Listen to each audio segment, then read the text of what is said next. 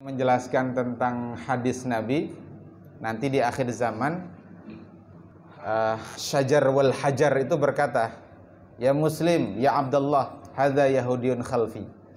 Ketika perang kaum muslimin dengan orang Yahud, jadi Syajar wal Hajar, batu dan pohon berkata, ya Muslim, ya Abdullah, hadza Yahudiyun khalfi.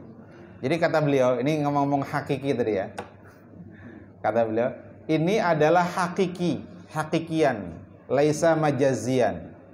Maksudnya apa? Nanti di akhir zaman batu dan pohon itu benar-benar bicara. Dan si Muslim atau tadi dipanggil ya Muslim ya Abdullah.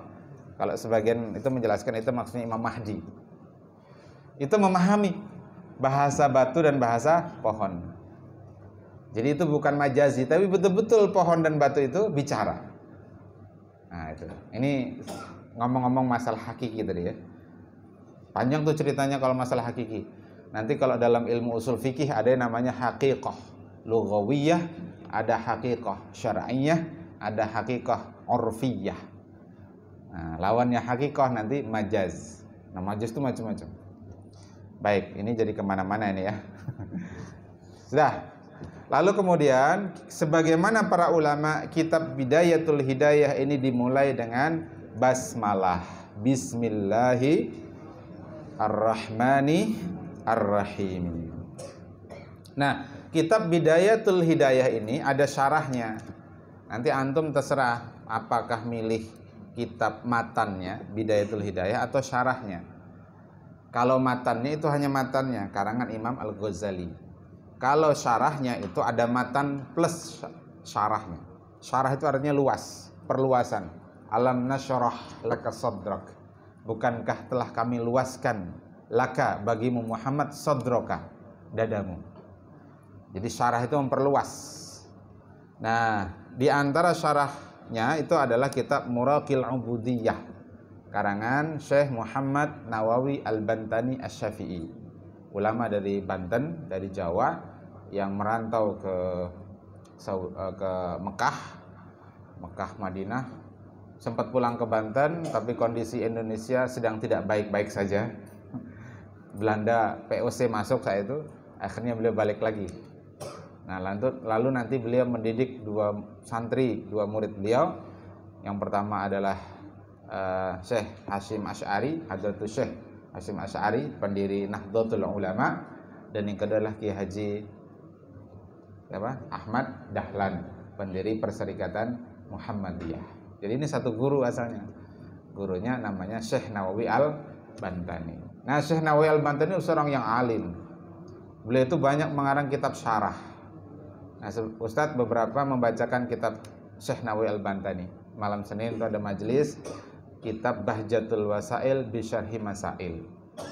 Nah, jadi kembali ke tadi, Bidayatul Hidayah itu ada syarahnya. Syarahnya judulnya Muraqil Ubudiyah. Nah, antum nanti suka pilih mana yang antum pilih, matannya atau matan dan syarahnya. Tentu matan dan syarahnya lebih tebal, karena lebih tebal harganya sedikit lebih mahal. Nah, tapi kalau yang matan itu ada harokatnya, enak, nggak perlu membarisi. Nah, tapi kalau syarah dan matannya yang punya Ustadz ini gundul, tidak ada harokatnya. Nah, jadi bagusnya miliki keduanya. Ya. Jadi soal ilmu itu kita harus tamak. Tentang ilmu kita nih harus tamak. Tahu tamak? Rakus. Soal ilmu kita harus rakus. Ada majelis di mana hadiri, ada kajian di mana hadiri. Ada kitab apa beli, ada kitab yang baru beli. Bahkan kalau kitab azkar itu sampai ulama sebutkan jual rumahmu untuk beli kitab azkar. Sampai begitu. Bir daraka, ya. Ya, jual rumahmu untuk beli kitab Al-Azkar karangan Imam An-Nawawi. Ustadz ini sudah beli kitab Azkar 3 kali. 2 kali deh. Sekali dikasih hadiah kawan. Nah, pas ada yang pesen mau beli kitab, terpaksa Ustadz jual. Lumayan untuk nyambung hidup. Terus akhirnya beli lagi 50 ribuan harganya.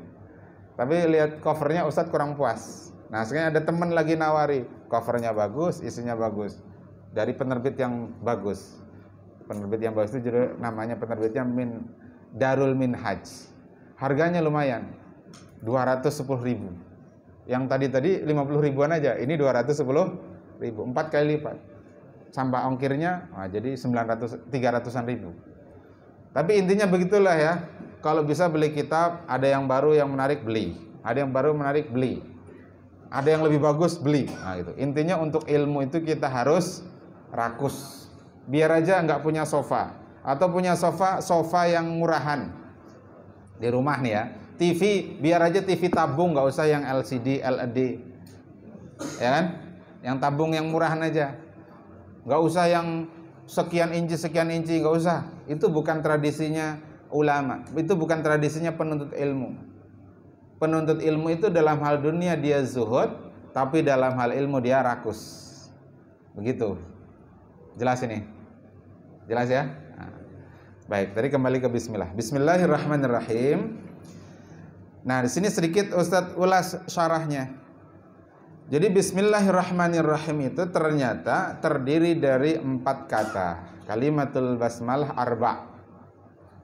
Di dalam 4 kata itu ada isyarah. Jadi kalau mau dibaca itu dalam syarahnya fafiha isyaratun ila i'anatillahi ta'ala ibadahul muslimin anisyaiton. Jadi bismillah itu adalah isyarah, tanda bahwasanya Allah itu menolong hambanya yang muslim dari gangguan syaitan. Ada berapa kata tadi bismillah? Ada 4. Kenapa ada 4? Karena syaitan itu ternyata menggoda manusia dari 4 arah penjuru mata angin.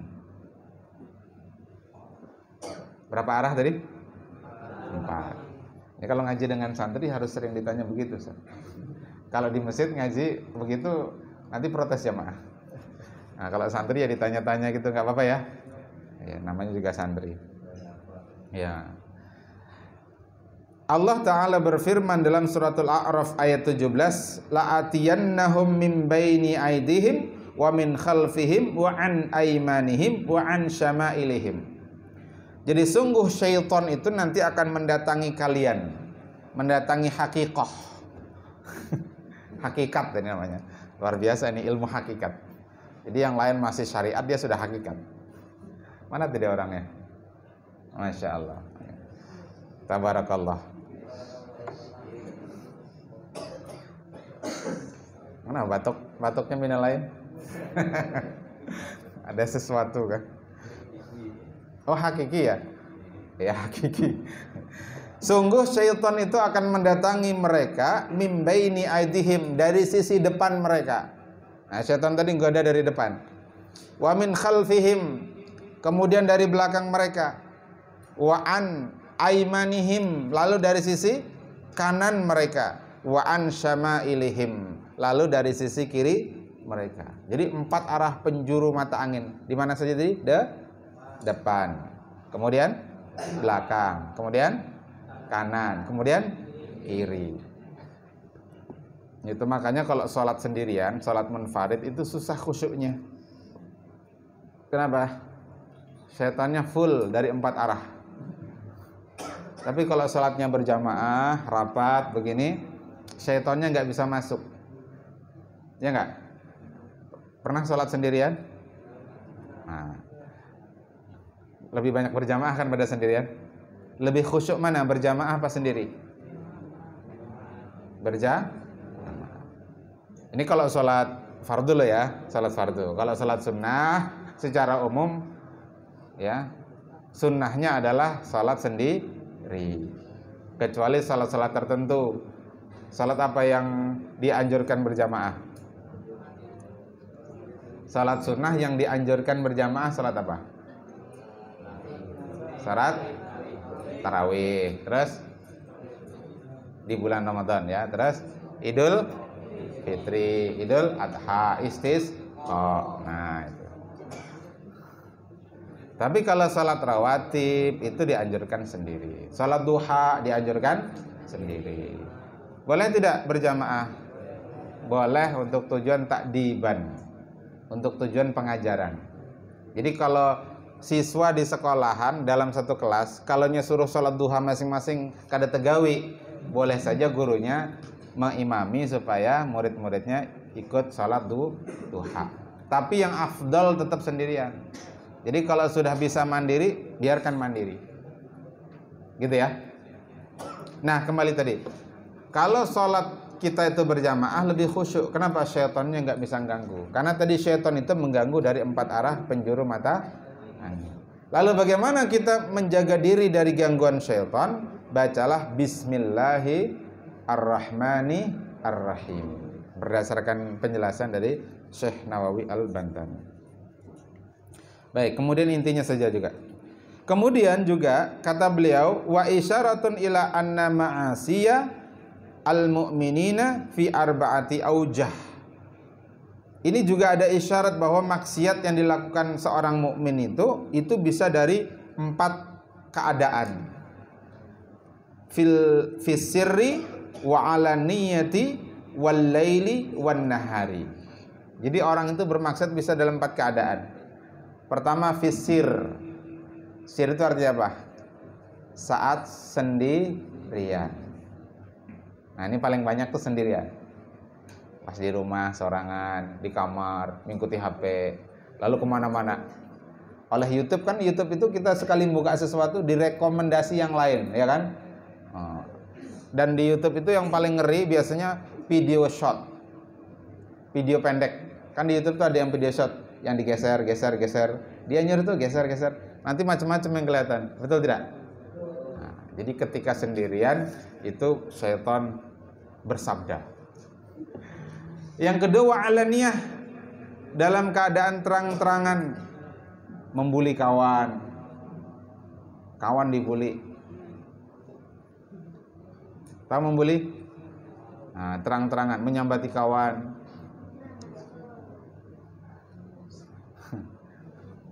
Atau nonton konser campur baur lakian binian. Astagfirullahaladzim.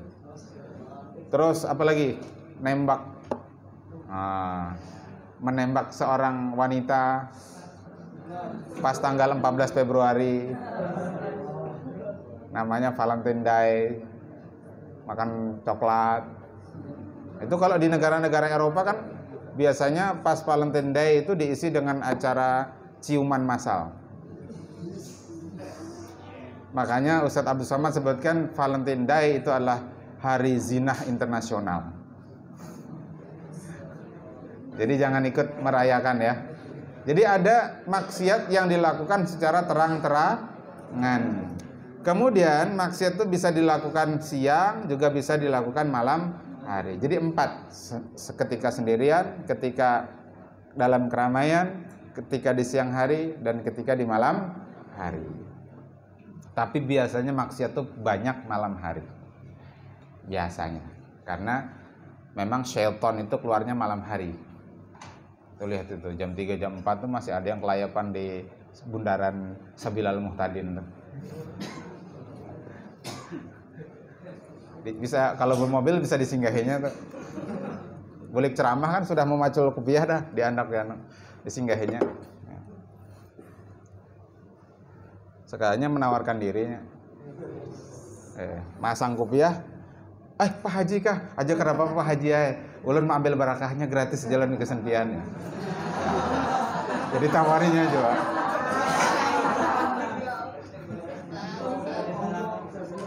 Paham maksudnya?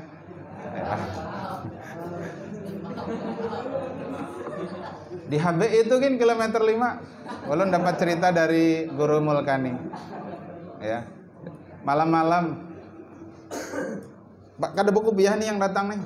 Kada buku piah, tapi tukang parkir madai ke kiri Pak Haji, ke kiri Pak Haji. Jadi rupanya yang datang tuh Pak Haji juga. Cuma dipaculnya kopiah gitu nah. Astagfirullah. Baik. Kemudian bismillah itu kalau mau diurai oleh Syekh Nawawi Al-Bantani, bismillah itu huruf pertamanya apa? Huruf ba. Kata beliau bismillah itu bara'atullahi li ahli sa'adah. Bara'ah. Ya.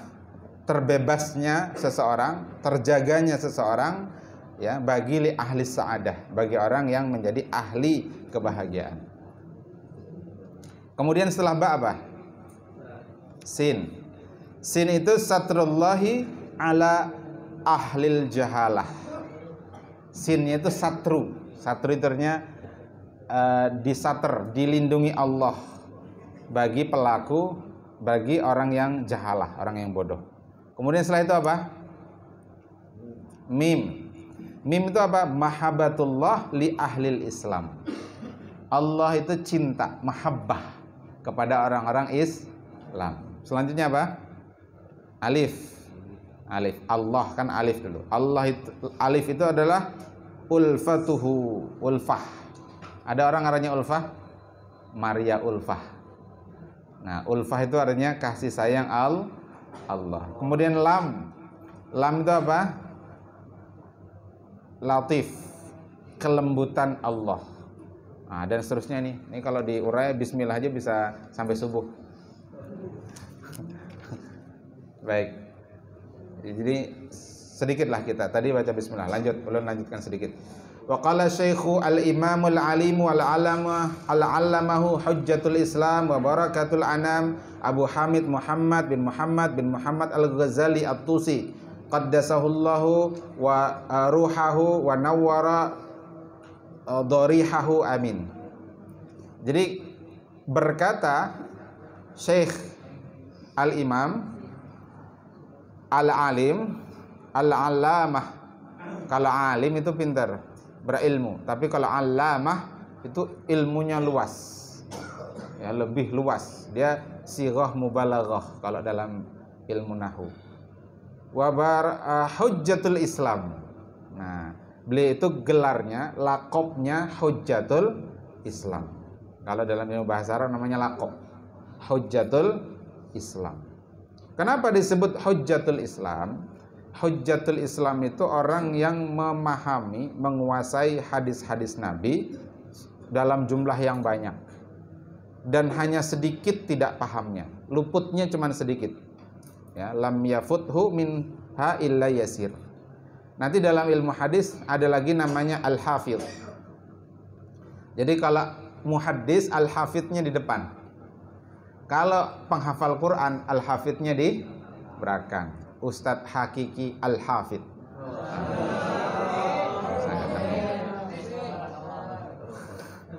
Berarti sidin itu penghafal Al-Quran. Tapi kalau al-hafidh, al-ustadz, ad-duktur, kiai haji, hakiki, nah itu al-hafidhnya di muka. Berarti dia itu ulama hadis, ahli hadis. Berapa dia hafal hadis? Ya, kalau disebut al-hafidh itu dia hafal 100.000 hadis. Berapa tadi? 100.000 hadis. Itu baru mendapat gelar al-hafidh. Seperti al-hafidh al-Imam Ibnu Hajar al-Asqalani, pengarang kitab Fathul Bari, syarah dari kitab Sahihul Bukhari. Kemudian ada al-hafidh al-Iraqi, ya, dan seterusnya. Itu al-hafidhnya di muka. Kalau Qur'annya sudah hafal. Jadi para ulama hadis itu dia tidak akan masuk ke kajian ilmu hadis sebelum hafal Quran. Quran dulu baru kemudian masuk ke hadis. Jadi bukan tidak hafal Quran, hafal. Lalu ada Al-Hakim. Sedikit ya, Al-Hakim. Siapa Al-Hakim? Al-Hakim itu orang yang hafal matan dan sanad hadis 300.000 hadis. Kalau tadi berapa? 100.000 hadis. Ini 300.000 hadis. Nah, dan seterusnya. Imam Ghazali itu gelarnya Hujjatul Islam. Jadi Hujjatul Islam itu di atasnya Al-Hakim, di atasnya Al-Hafidh. Nah, namanya gelarnya Hujjatul Islam.